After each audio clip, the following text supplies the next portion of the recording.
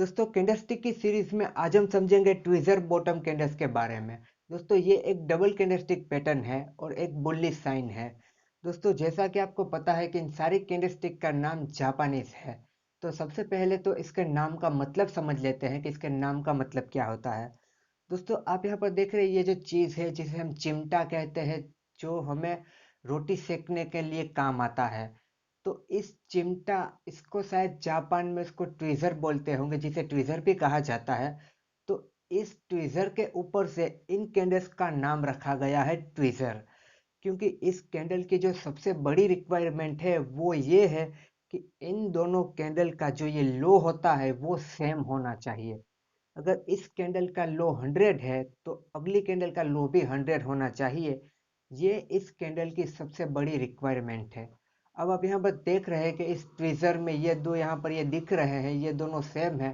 तो शायद उस हिसाब से इसका नाम रखा हो। अब हमें नाम में ज़्यादा नहीं जाना, नाम में क्या रखा है, नाम कोई भी हो क्या भी हो, हमें उससे कुछ फ़र्क नहीं पड़ता। हमें बस कंसेप्ट क्लियर करना है। तो दोस्तों इस कैंडल की सबसे बड़ी रिक्वायरमेंट ये हो गई कि इस दोनों कैंडल का जो लो होता है वो सेम होना चाहिए। दोस्तों अभी तो आपको ये कैंडल ऐसे दिख रही है, इसकी बॉडी और शेडो ऐसी दिख रही है, पर आपके एक्चुअल चार्ट में, आपके रियल चार्ट में बॉडी और शेडो अलग अलग भी हो सकती है। वो किसी भी टाइप की हो सकती है, ज़रूरी नहीं कि ऐसा ही दिखे। जैसा कि दोस्तों आप यहाँ पर देख सकते हैं, कई सारी तरह से ये पैटर्न बन सकती है, पर रिक्वायरमेंट आपको एक ही चाहिए कि दोनों का जो लो है वो सेम होना चाहिए।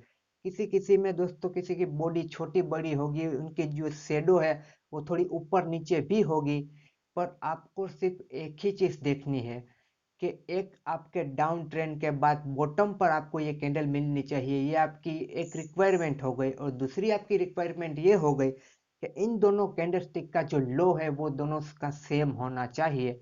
ये आपकी रिक्वायरमेंट फुलफिल होने के बाद आपको वहां पर एक अप ट्रेंड देखने को मिल सकता है।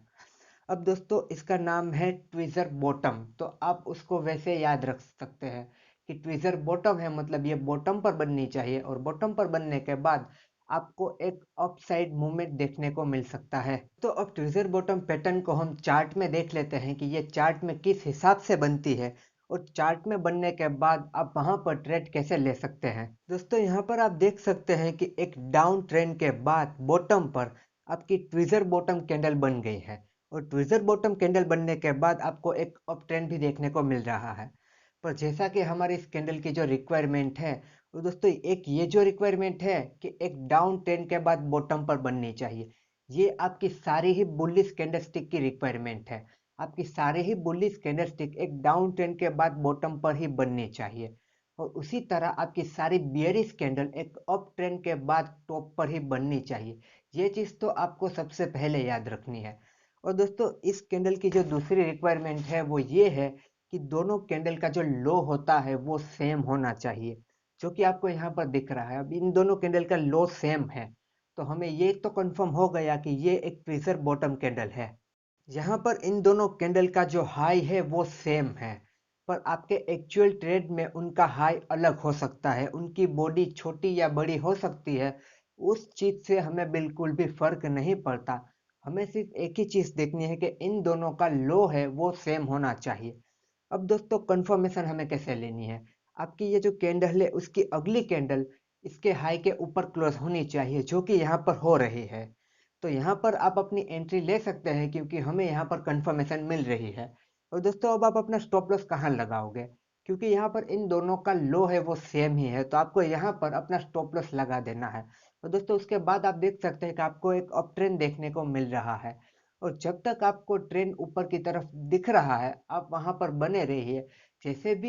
जैसे ही आपको यहाँ पर कोई रिवर्सल पैटर्न दिखता है, आप वहां से एग्जिट कर सकते हैं। दोस्तों ये सारी कैंडलस्टिक जो आप सीख रहे हैं या समझ रहे हैं, उन कैंडल को आपको मार्केट आवर में आपको वहां पर फाइंड करना है अपने चार्ट में। आपको देखना है कि ये पैटर्न कैसे बनती है, इस पैटर्न के बनने के बाद आपको कंफर्मेशन कैसे लेनी होती है, और कंफर्मेशन मिलने के बाद क्या वहां पर आपको उस पैटर्न के हिसाब से ही मूव देखने को मिल रहा है या नहीं। दोस्तों यहाँ पर वीडियोस देख के तो आप ये सारी पैटर्न को सही से अच्छी तरीके से समझ लोगे, पर अगर आप रियल ट्रेड में वहाँ पे प्रैक्टिस नहीं करोगे, तो कुछ समय बाद आप ये सारी पैटर्न भूल जाओगे और जब आप एक्चुअल ट्रेड करोगे तब आपको ये सारी चीज़ें बहुत ही कन्फ्यूज़िंग लगेगी। तो उससे अच्छा है कि आप साथ-साथ आप अपने ट्रेड में प्रैक्टिस भी करते जाइए। आप भले ही वहाँ पे ट्रेड ना करें और ट्रेड करें तो बहुत ही छोटा ट्रेड करें, बहुत ही छोटा पैसा लगा के ट्रेड करें और वहाँ पे आप अपने एक्चुअल ट्रेड में ये कैंडलस्टिक को फाइंड करें और वहाँ पर समझें। आप खुद से इन कैंडलस्टिक को वहाँ पे फाइंड करके प्रैक्टिस करेंगे तो आपको और अच्छी तरीके से समझ में आ पाएगी और फिर आगे जाके अगर आप बड़ा ट्रेड करना चाहोगे तो वहाँ पर भी आप कैंडलस्टिक के ज़रिए पैसा कमा पाओगे। आई होप दोस्तों कि आपको ट्विज़र बॉटम कैंडलस्टिक सही से क्लियर हो गई होगी।